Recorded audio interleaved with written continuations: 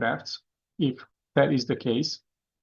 And of course, the number one thing that's going to weaken the coronary wall is atherosclerosis. That is the most common cause overall of coronary aneurysms or coronary disease per se, and troubles of the coronary arteries that lead to diminished perfusion of the myocardium and all the other consequences of ischemic heart disease. But today we will touch on some of the consequences of impaired coronary flow, but we will focus on the non-atherosclerotic causes of coronary artery wall weakening.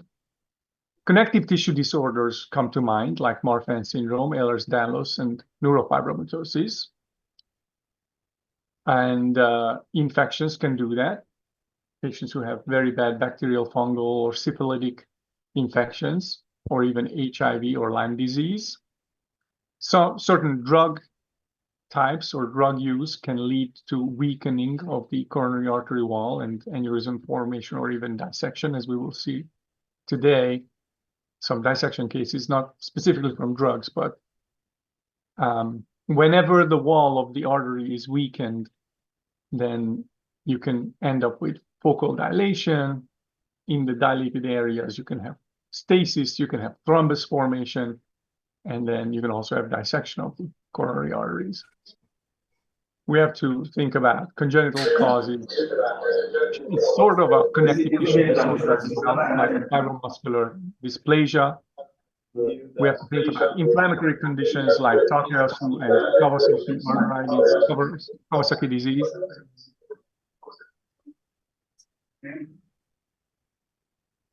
And coronary artery bypass grafting. Now we're in the iatrogenic realm, where doctors take a lot of the times veins from the legs and transplant them into the chest to bypass coronary artery stenoses or occlusions, and AV fistula formation, whether that's iatrogenic or traumatic or congenital. And of course, we have to think about trauma as well. If the patient has cardiac contusion, for example, or any type of gunshot injury or stab injury to the heart, you can have formation of coronary aneurysms, but those are really more pseudoaneurysms. And then, of course, anytime doctors muck around in the heart with catheters and wires and stents, the possibility of dissection and pseudoaneurysm formation are present. This was the only slide I had for today. So we will jump right into the cases. This first case I wanted to show you guys is going to be a quick and easy sort of warm-up. But for those of you who haven't seen too many bypass graft cases, I wanted to start with this as kind of a relatively straightforward overview. This particular patient got bypass grafts that are saphenous vein bypass grafts, and they are attached to the ascending aorta. You see two bypass grafts. These are the ostia. We would also describe these as the proximal anastomoses of the coronary bypass grafts. And then you can follow these. I'm going to MIP it so it's easier to follow these two bypass grafts. They go over the main pulmonary artery, and they go sort of anteriorly and laterally. This one, anastomosis to this vessel, which is a ramus intermedius. So the more posterior graft, anastomosis right here with fairly good outflow. And then the other graft, the more anterior one, anastomosis to the LAD right here. So here is the native LAD. And right here is the anastomosis. So this patient has two bypass grafts. They're probably saphenous venous grafts, although one of the things that you can also look for is if the patient still has their internal mammary arteries and veins, which in this case, the patient has a very barely visible left internal mammary artery. So it is even possible that one of these was a free arterial graft. I wanted to show you guys the same thing in coronal view. These are your two bypass grafts.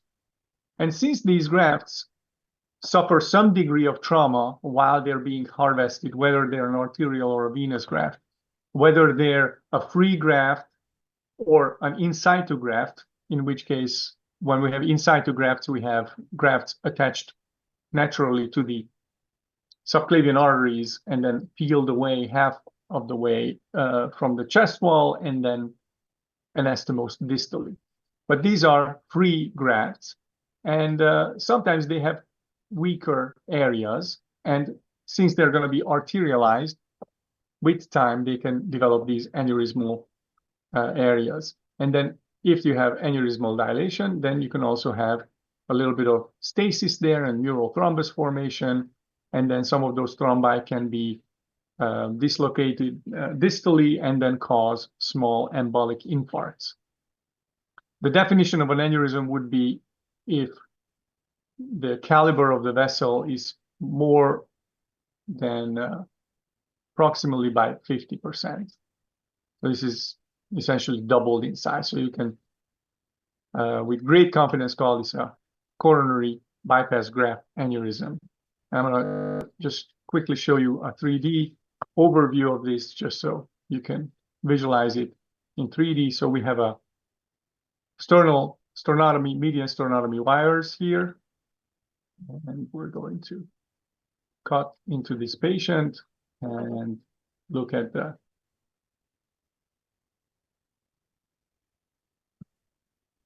overview. So this is the patient's native right coronary artery.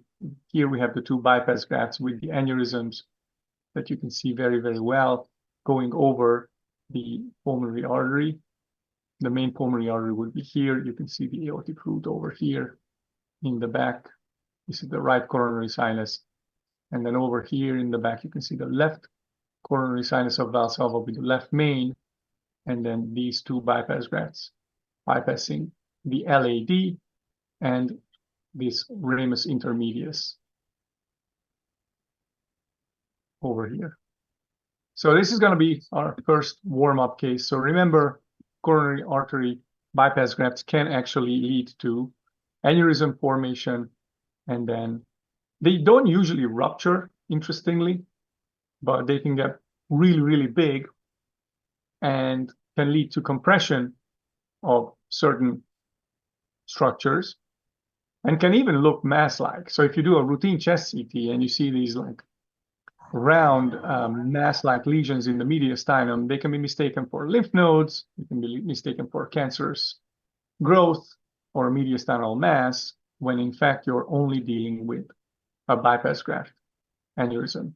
This next patient is an 85-year-old person who also had bypass grafting, coronary artery bypass grafting. We're going from the top of the aortic arch. We immediately start seeing this big, big mediastinal, anterior mediastinal mass that has some arterial enhancement, also looks like has a stent in it. Yeah. At the same time, we see that the left internal mammary artery has been harvested from the chest wall. And you see the adjacent clips. So I'm following the left anterior descending right there. It's anastomosing to this very, very diseased native LAD. So there you have a Lima to LAD graft that is actually widely open, thankfully. If we follow this all the way back up, we should arrive at the left subclavian artery right over here. Unfortunately, because of the streak artifact, it's hard to see the very origin. But the fact that we have a good opacification of this vessel suggests patency. It's obviously not a full evaluation of the vessel without seeing the proximal aspect properly. Getting back to our aorta here, let's look. This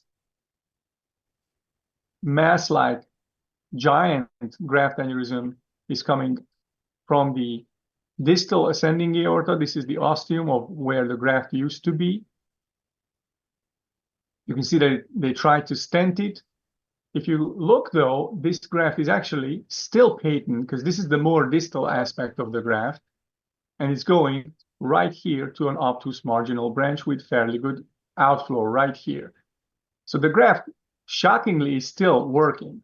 This is the graft. You can see that there is actually atherosclerotic calcification within the graft. You can actually have that happen in bypass grafts, whether arterial or venous bypass grafts.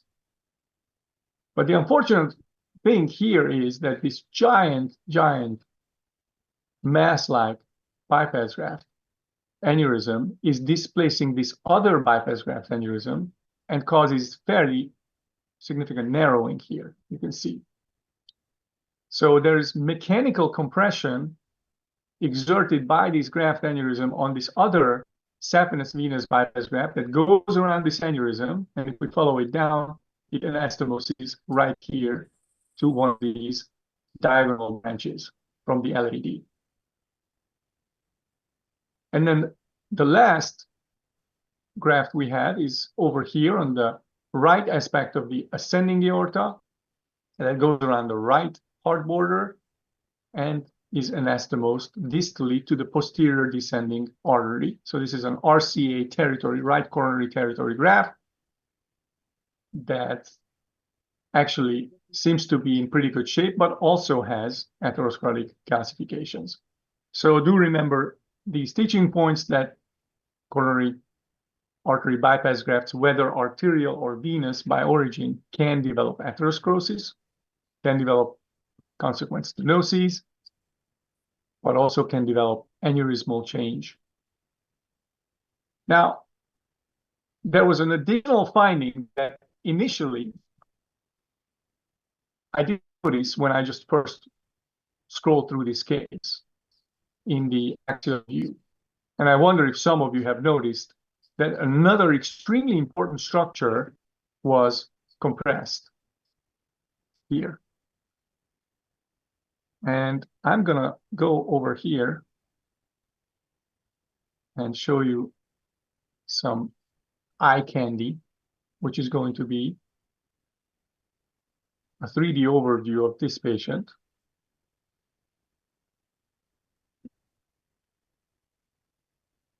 And we're going to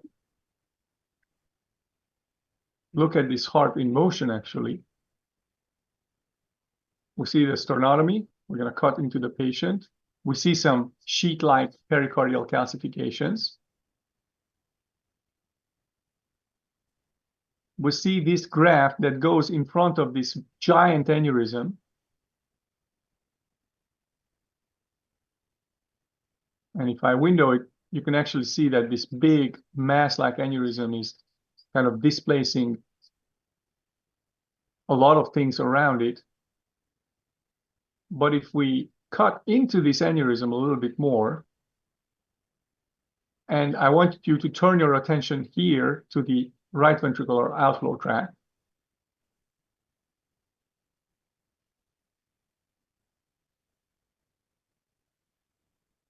Look at that. That is our main pulmonary artery. And this giant aneurysm, now I windowed it, I threshold it so the 3D rendering doesn't show the aneurysm, but only the compression of that main pulmonary artery. So the biggest problem was here, right ventricular outflow tract obstruction, main pulmonary artery compression by this giant coronary aneurysm, which, by the way, as you see here, this aneurysmal coronary artery graft, bypass graft, is still patent and has contrast in it. It's really a shocking case. So just so you all are aware how enormous these coronary artery bypass graft aneurysms can get. All right, let's keep moving. Let's look at a small child, a 4-year-old. Actually, no, the child was only 2 years old at the time of imaging.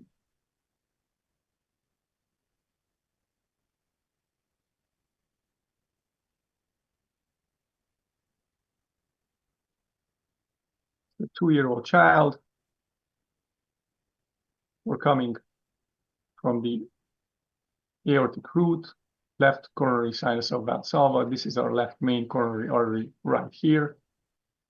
And immediately you can see that the distal aspect of the left main is aneurysmal, as is the proximal aspect of the left circumflex, and the LAD are all markedly dilated and aneurysmal. We don't even have to measure it. They're so huge.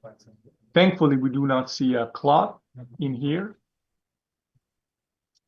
but it's very important to examine all the other coronary arteries. We have the left circumflex going here.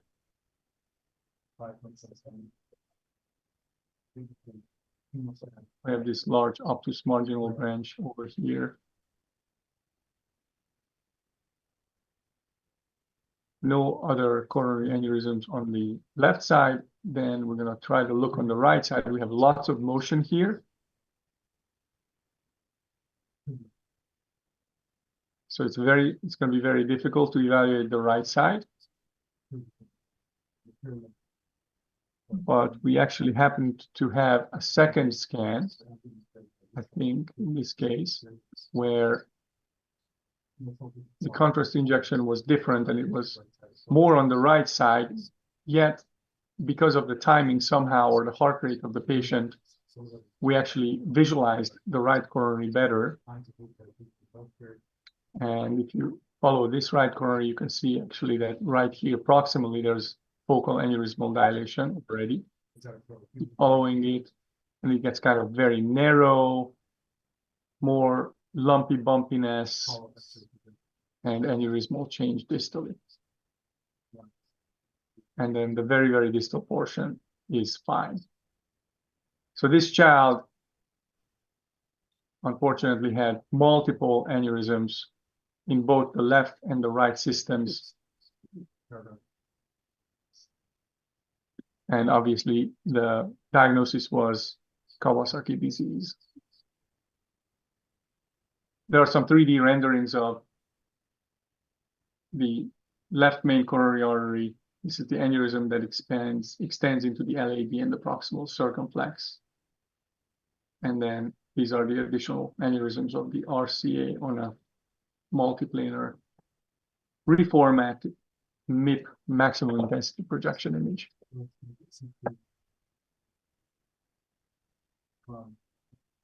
Another thing that would be very important in these patients is to make sure that you check the myocardium.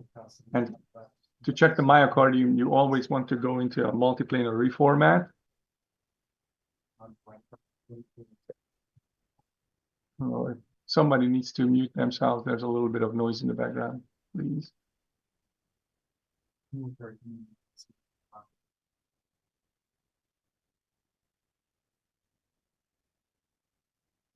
We line up with the long axis of the left heart in two views, and then the third view is going to be our short axis view. It's going to be very important to scrutinize and examine all of the myocardium for uniform thickness and uniform contrast enhancement. And this way you can identify focal areas of acute ischemia or areas of infarction, whether acute infarction or chronic infarcts that have already thinned and have become hypoattenuating, or even fatty metaplasia in some of these patients. This child is relatively lucky because at this point there is no focal area of myocardial abnormality. Obviously, if you happen to acquire a CT scan with function, you will also be able to study regional malmotion, and that can also elucidate and highlight areas where you should be worried about coronary embolism. Usually the problem is coronary thrombosis, partial thrombosis, thrombus formation in the aneurysmal portion of the vessels, and then some of those clots get released and embolize distally. The next patient I'm going to show you is along the same lines. Is a 3-year-old little boy. Unfortunately, Kawasaki disease is more common in boys. I mean, it's unfortunate in girls or boys, but It's just a fact that boys are more likely to be affected. So we're going to scan through him, the left main over here. And you can see that this is our LAD. If I put it on a MIP, and you see this giant aneurysm in the LAD. You can follow the circumflex, obtuse marginal branch, left circumflex, then it kind of disappears and becomes small. And again, unfortunately, the right coronary artery is poorly visualized because of motion artifact. But if we look at this child's myocardium, though, we can see that the anterior wall has some areas of hypoattenuation, subendocardial hypoattenuation. And again, this is going to be better visualized if you do a dedicated reformat and you look at the heart in a true short axis view. Here is our giant LAD aneurysm in this view. So coming from the base of the heart, left main, left circumflex. This is our left atrial appendage. LAD, giant aneurysm. And then you can see that the LAD continues on. There's an area of myocardial bridging here, by the way. And then it seems that there is some flow distally in the LAD, but there are some areas that are maybe partly obstructed, maybe partly due to embolized thrombi. And it's relatively hard to see here the hypoattenuation. So one of the things that you can do is use a technique where you increase the average slice thickness. It's virtual thickening up of the slices. And hopefully now you can see that the images got all of a sudden much more clear and less grainy. I'm going to go back to the original acquisition. Is this grainy? But if I virtually thicken up the slices, then I can make the images look better in quality. And we can clearly see the anterior septum, essentially in the distal septum, the entire septum, anterior wall, and even at the very apex, even the inferior wall has hypoattenuation. So that would indicate that this little boy suffered myocardial infarction at some point or is acutely ischemic. From a single CT scan, it's actually really, really difficult to tell the age of the ischemic injury. You would have to do clinical assessment or MRI to better tell whether this is an acute event or an active hypoperfusion at the time, or is it just sequelae of a remote myocardial infarction. We're going to switch gears from Kawasaki disease, but we'll remain with kids. This is about a 20-month-old.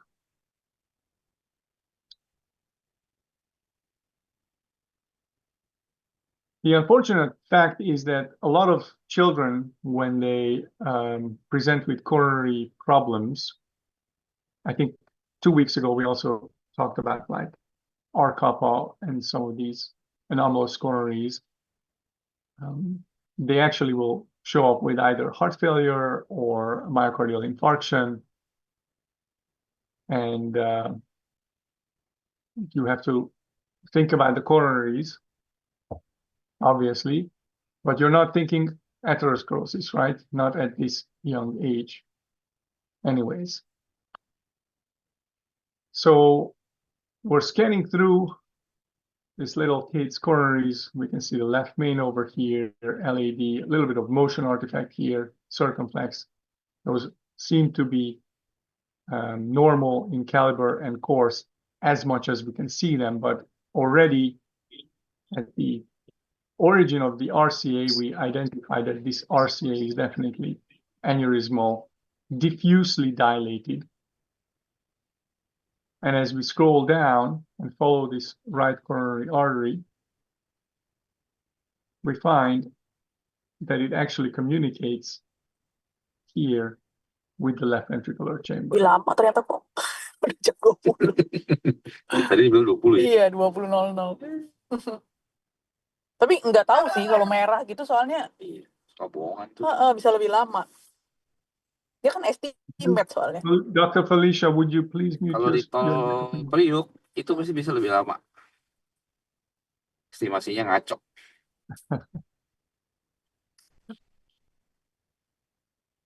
So, if you think about the physiology of Ini this, macet though, kok kiri. I don't know the etiology, Kecil, but if you jalan think about the kecil. physiology, this would be equivalent Enggak, to cuma having dibelokkan sini doang nih. aortic regurgitation, right? Motornya ya ampun. The pressure Oh, dia mau between belok juga. the aortic root and the left ventricular chamber is going to be Macet dong. similar during systole. Merah ya. As the left ventricle squeezes, the aortic valve opens, and the pressure equalizes between the aorta and the ventricular chamber. So at that time, there's not going to be much flow through this coronary artery. During diastole, however, when your aortic valve closes and the left ventricle relaxes, flow will be from the aortic root back through this giant coronary artery into the left ventricular chamber. And the problem is going to be that the resistance in this coronary to go and empty into the left ventricular chamber is going to be lower and easier than to empty into the coronary artery branches of the right coronary artery. So that can sort of create a steal from the good coronaries that would supply the myocardium. So that's how patients like this might end up with actual ischemic symptoms and even myocardial infarction and heart failure, or regional areas of wall motion abnormality. So this patient, I'm just going to show you how this was actually fixed. The interventional cardiologist went in and put a vascular plug here into the distal aspect of this aneurysmal RCA. And lo and behold, this is actually about 9 months after the procedure. You can see how the right coronary actually remodeled and is now more normal in caliber. You still have this sort of aneurysmal outpouching at the distal aspect of what used to be this fistula. And this would be called a coronary cameral fistula.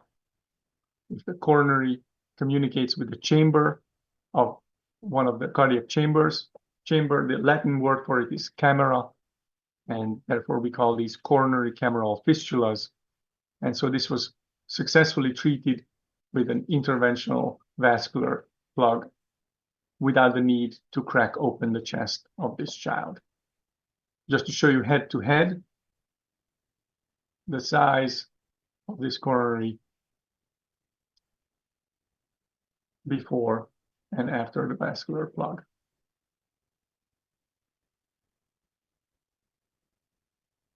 Six millimeters here.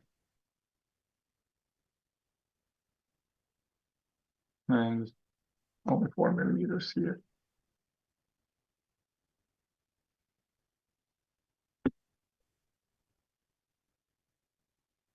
All right, the next patient we're going to look at is going to be also abnormally and diffusely dilated coronary case. In this case, the patient was referred to us for left chest pressure, suspected unroofed coronary sinus, and a mass in the left atrium, possible mass in the left atrium. These were the findings on the echocardiogram. As we scroll through this patient, we're going to start from the top again, left main. We see that these coronary arteries are large, especially the left circumflex. This is a 44-year-old gentleman. The left main is 7-8 millimeters. So that's definitely a size that we should worry about already. If you look at this left circumflex proximally, it goes up to almost 9 millimeters. And then remains sort of very dilated in its entirety all the way posteriorly. And one of the other things that you notice here is that there is early opacification of the great cardiac vein. This is the great cardiac vein running alongside the left circumflex. And on top of that, the great cardiac vein is also huge. It's large.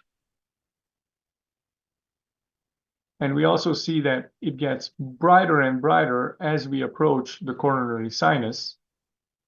And right here, we actually catch a spot where the distal left circumflex coronary artery and the coronary sinus actually communicate. Another explanation for a large coronary sinus would be right heart failure, but this right atrium is not big.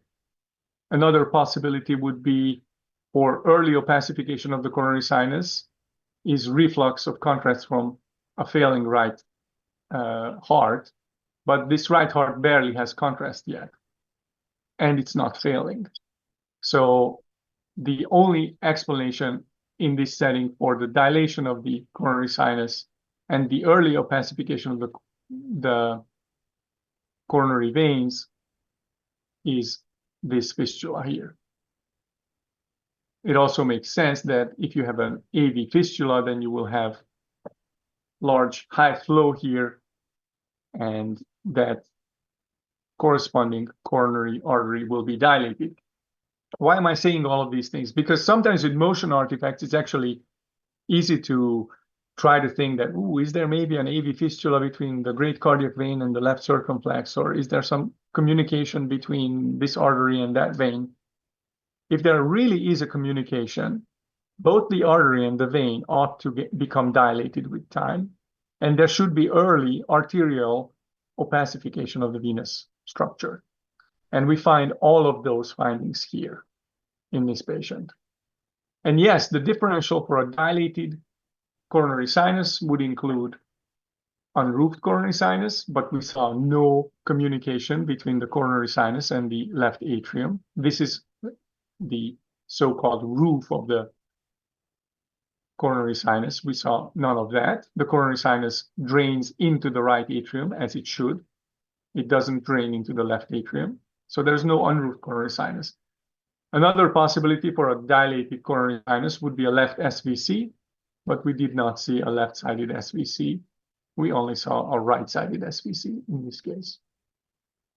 And another thing to note in this particular case, of course, is the sort of dilation and eccentric hypertrophy of this left ventricle, as it has to work extra to increase the cardiac output from the left ventricle because of this sort of steel and inefficiency in the system because of this large coronary AV fistula. So as you see, the dilation of the coronary artery and the veins here is mediated by increased flow, not so much due to weakening of the arterial wall.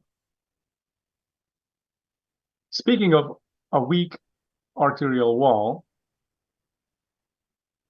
spontaneous coronary artery dissection is one of those things that happens in patients with connective tissue disorders, such as Ehlers-Danlos syndrome, for example, or patients in the peripartum period, and also with patients with fibromuscular dysplasia, FMD, fibromuscular dysplasia.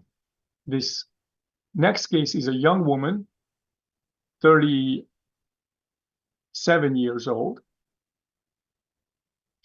2 months after birth, coming in with acute chest pain, elevated troponins, all the findings that would make us worry about a coronary dissection in the peripartum period. She has no other comorbidities, no hypertension, no diabetes, not smoking, no coronary calcium, no coronary stenosis per se. So we're scrolling through the coronaries. It's very hard to pinpoint or find anything wrong with her epicardial coronary arteries. I'm going to MIP it now and scroll back a little bit slower, and we have a very nice quality scan. The right coronary artery here, LAD, there's a little bit of myocardial bridging, but that's not going to be a big problem. I'm scrolling through slowly, slowly, slowly. I was wondering if anybody has noticed anything wrong with any of the coronary arteries. We have a left main here. We have the LAD. We have a circumflex. We have this very high obtuse marginal branch. There it looks funny.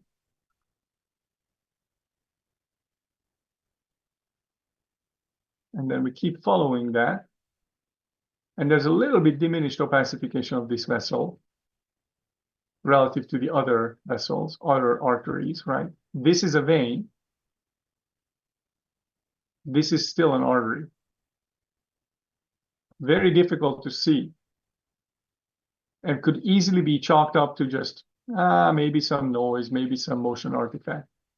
But if you look carefully and follow this vessel out, you start to see that in the region corresponding to that vascular territory, you also see an area of myocardial hypoattenuation. And if you're looking for myocardial hypoattenuation, it's better to use a MINIP rather than a MIP, because it'll accentuate areas of hypoattenuation in the myocardium. It's a really, really small area, but it's definitely there. Again, if you want to study the myocardium, you probably want to go into a dedicated short axis view, because findings are going to be just way more obvious in this view. So we're going to stay in this MINIP mode, and we're going to scroll through the left ventricle. And I'm sure all of you can see this fairly obvious regional hypoattenuation. It's transmural.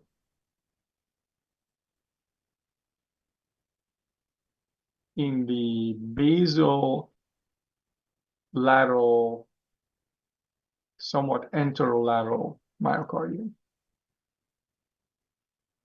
If you scroll on further down, midventricle and downwards, there's uniform enhancement, opacification of the myocardium. But when you come up to the base, you see this focal area of hypoattenuation, which would indicate, in that setting, acute ischemia and acute myocardial infarction.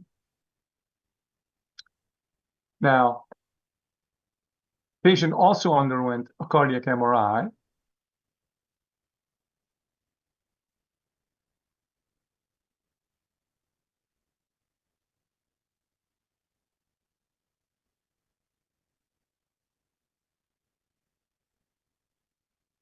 And I'm going to jump to just the salient images. That's the most important images. I'll show regional wall motion coming from the apex. Getting to the midventricular level, we have an area that's hypokinetic and it's thinned.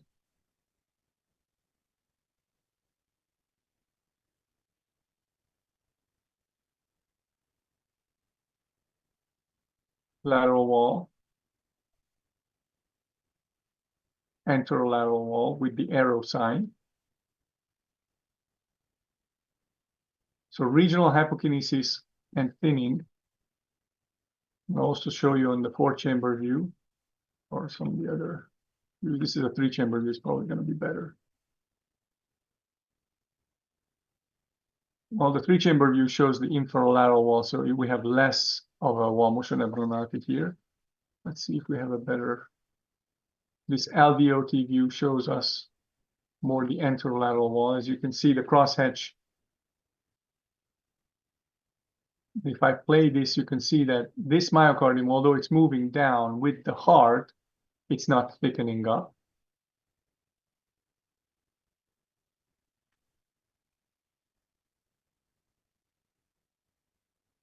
So we have regional wall motion abnormality, we have thinning, and we're going to go to the early enhancement images, where if we go to the basal anterolateral portion, where we saw the hypoattenuation in the CT as well, we have early hypoenhancement. And then if we get to the late gadolinium enhancement images,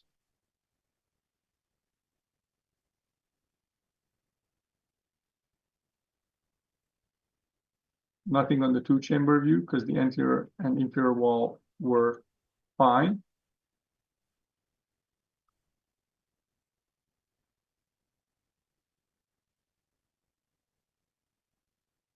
Very difficult to see anything on the single shot images, thick single shot images. Looks almost completely normal.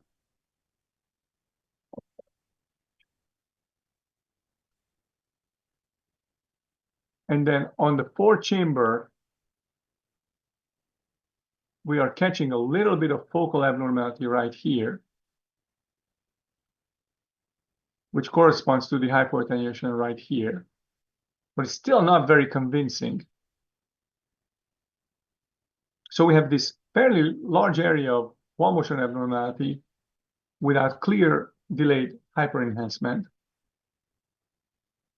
And then we do a dedicated higher resolution segmented image. And we see that there is essentially a transmural infarct there with a central area of microvascular obstruction. That's why we saw the hypoenhancement early on.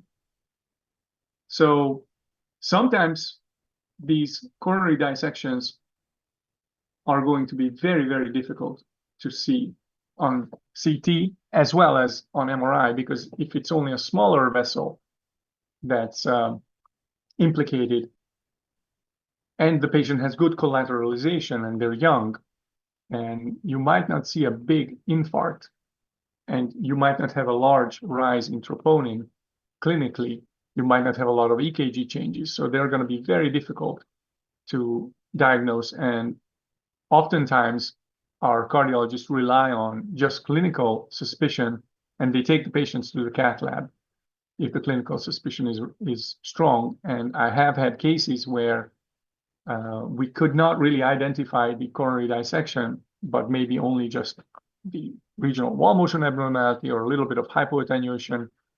And sometimes that is enough for the cardiologist to take the patient to the or to the cath lab. With higher resolution, they will identify coronary artery dissections. So this was just one of those cases where we had really a hard time visualizing the abnormality, both on CT and MRI. But once we knew where we were looking and we got higher resolution MR images, we were able to demonstrate the abnormality fairly convincingly.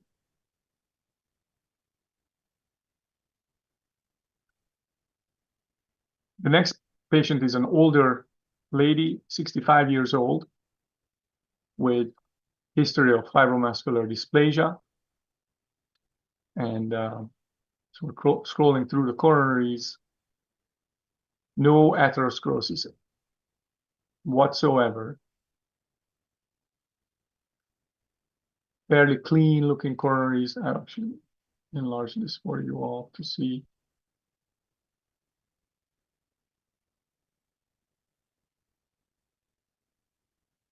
Very difficult to pinpoint a focal stenosis or anything abnormal. I'm going to scroll back with the MIP. You can see this wraparound LAD, how it wraps around the apex of the heart. Posterior descending artery coming up here. Good caliber vessels. Notice that this is coming from the left side, so this is a left dominant. This is probably an AV nodal branch, by the way, which we rarely see. So dominant left circumflex. Really nice looking coronary arteries and a relatively smallish right coronary artery, which is expected in the case of a left dominant system. So seems like these coronaries are normal.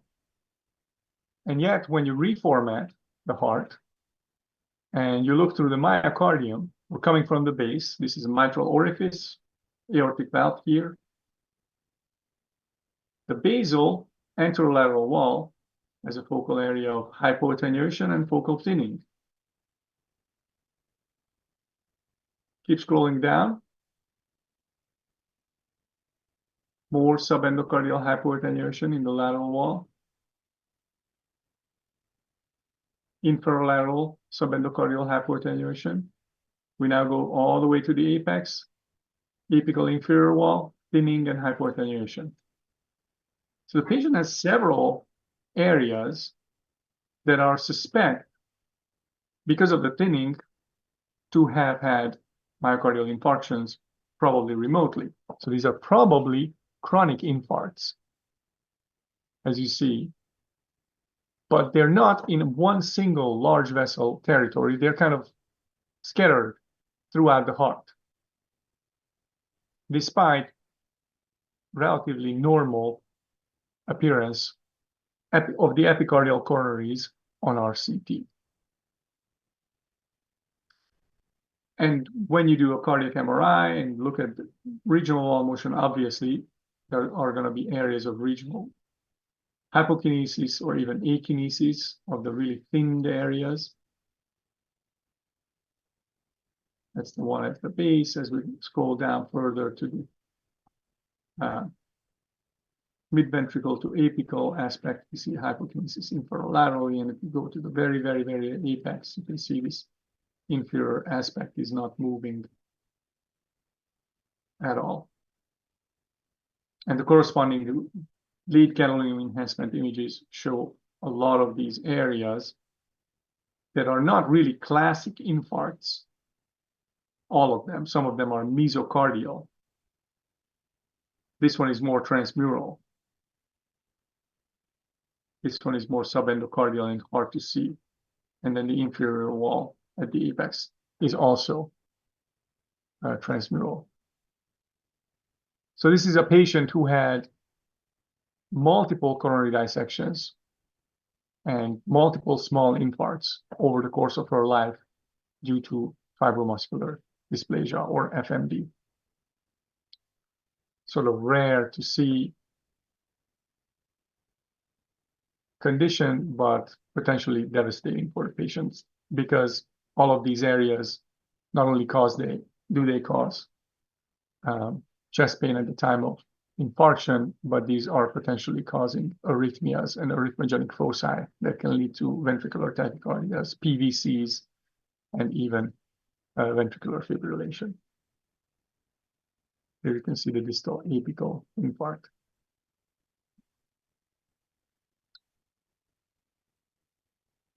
There's one more really striking case, and this is going to be the last case that I'm going to show you, and then I'll open it up for some questions.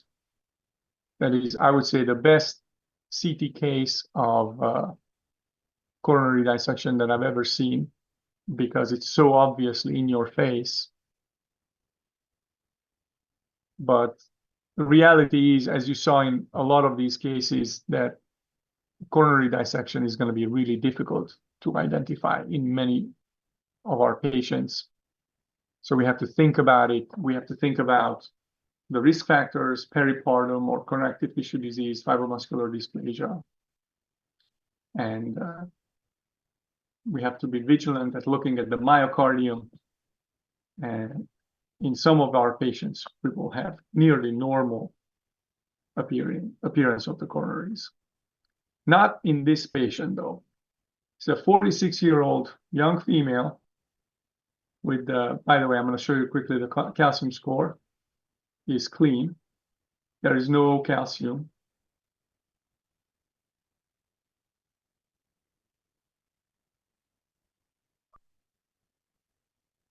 And then we're going to scroll from the ascending aorta down to the root. And already in the left main, you see a linear filling defect. Then you follow this LAD and you see these linear filling defects, multiple of them.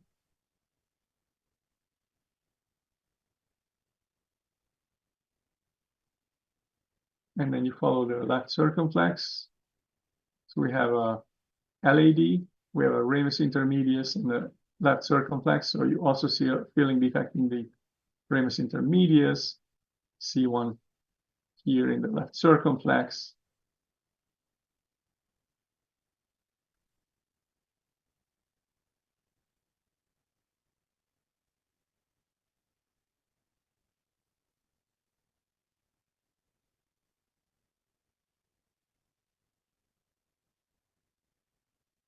And then we turn our attention to the right coronary.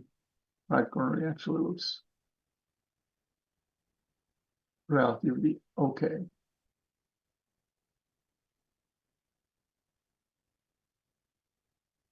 Little tortuosity there. And then we have some motion artifacts. Then if you look at the myocardium and the shape of this left ventricle, some of you, I'm sure, have already observed the thinning of the anterior wall, anterior septum, and the entirety of the apex kind of ballooning out and having some areas of hypoattenuation. Almost like an aneurysmal change at the apex.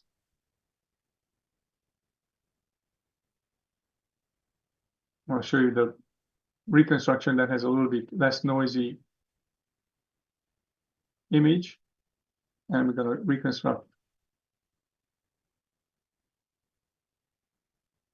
multiplanar reformat in the dedicated cardiac planes like we should. It's going to help us look at this myocardium closely. I can also virtually thicken up our slice a little bit to make it smoother and less noisy.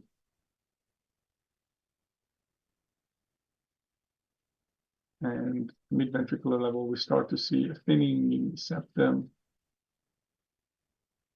anterior wall, anterior septum thinning, and relative hypoattenuation. The hypoattenuation is not as pronounced on this CT, interestingly. And at the apical aspect, we have the entirety of the septum and even a little bit of the inferior wall involved.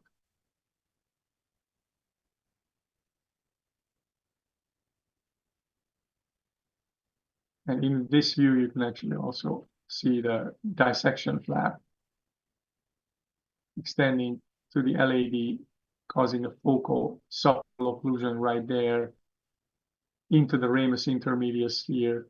You see the filling defect.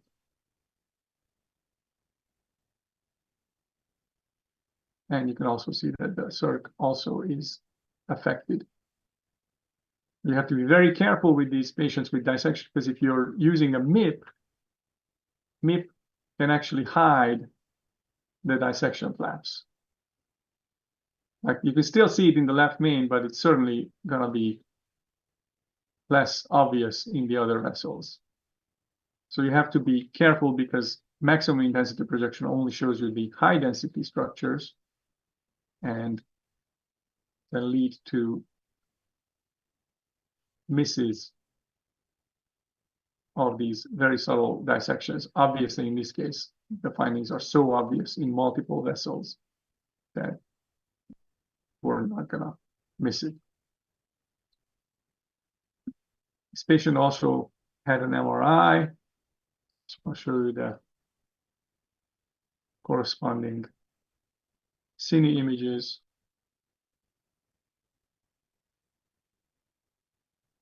Sort of a dyskinetic apex.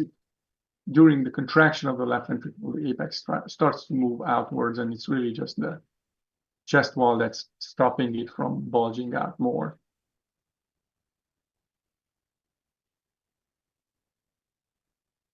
Here's our 3-chamber view. Again, if I leave my mouse here at end diastole, during systole, the apex is moving outwards. So that's the definition of dyskinesis. You see the thinning, obviously. Very important in these patients to look for clots on the early enhancement images. These are just papillary muscles and trabeculations. So we don't see a thrombus, thankfully. And then very important to assess the viability, which we would imagine that the viability of this apex is going to be pretty much gone. So this was a case where the patient was not peripartum. It was kind of a mystery why the patient developed these coronary dissections. Presumably might have been partly iatrogenic because the patient had several heart catheterizations for her chest pain, and initially they were normal completely. So it's really, we don't know, but it's important to keep in mind that sometimes dissections happen in the coronaries from interventions or even diagnostic catheterization if the patient has, for some reason, fragile endothelium. So this was the last case that I wanted to show you. I appreciate your attention. Hopefully this was helpful, and I'm going to open up for some questions. If you have, you can either put it in the chat or just turn on your microphone and speak up. Thank you, guys.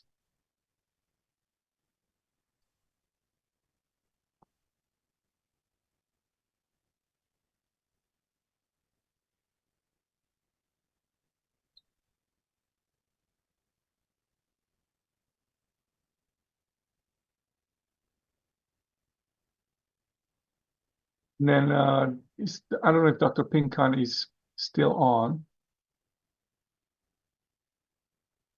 Thank you, Dr. Crispin.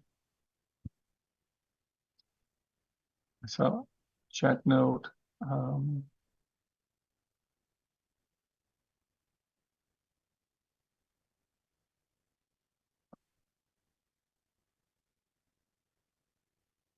I would like to ask you all to try to join the WhatsApp group, the PRODIGEE WhatsApp group. On WhatsApp as well. WhatsApp.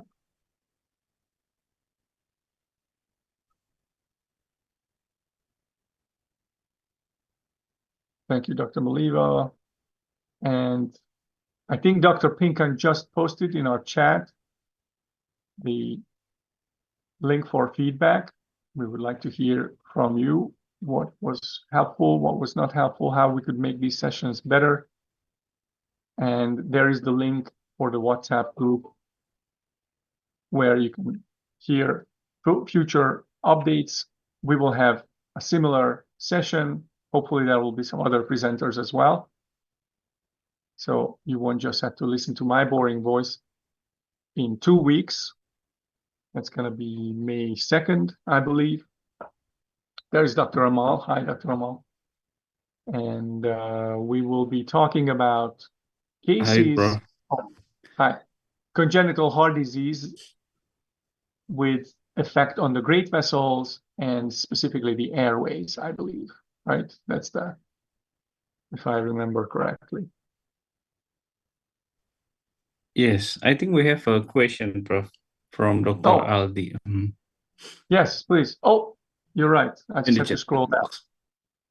CT protocols that you use in your institution for adult patient, do you always give Pseudocard? Is that a nitrate or is that beta blocker? I'm not familiar with CEDO-CARD. Sorry, Professor. Yeah, it's for dilating the coronary, maybe because Dilation of the coronaries, yeah. So nitrates. A Yeah. lot of institutions do. Yes, great question. Thank you, Dr. Ali. I am not a big fan of nitrates personally, but I have to make sure you are all aware that a lot of institutions routinely give sublingual nitroglycerin tablet. I think it's 0.4 milligrams. If the patient's blood pressure is not below 100 millimeters of mercury, the systolic blood pressure, then they will give it right before the scan, 5 minutes before the scan. Some of my colleagues at the institution also still give that. I am not personally a big fan because it's logistically problematic and it can cause the patients headaches, literally headaches, and can drop their blood pressure and can cause a rebound heart rate elevation. And I'm always more interested in trying to slow down the heart and get better images with less motion artifacts. As you saw, even in these cases, when you're looking for tiny coronary dissections or coronary aneurysms, motion artifact is going to be a big problem. And anytime you can slow down the heart, it's going to be you're going to get better images, and that's the main reason why I try to shy away from nitrates.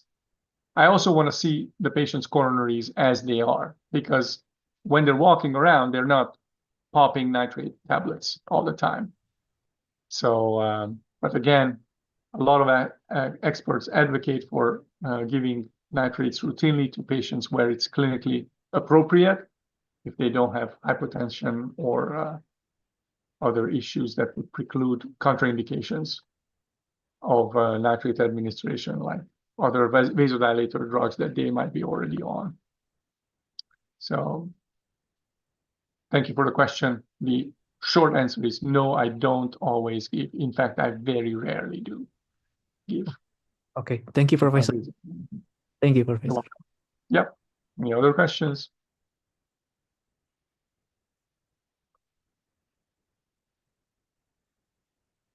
Well, if there are no other questions, then I thank you so much for your attention. Have a great evening in Tanzania and a good night in Indonesia, and great day in Miami. And hope to see you, or a lot of you, in about 2 weeks. Same place, meaning the same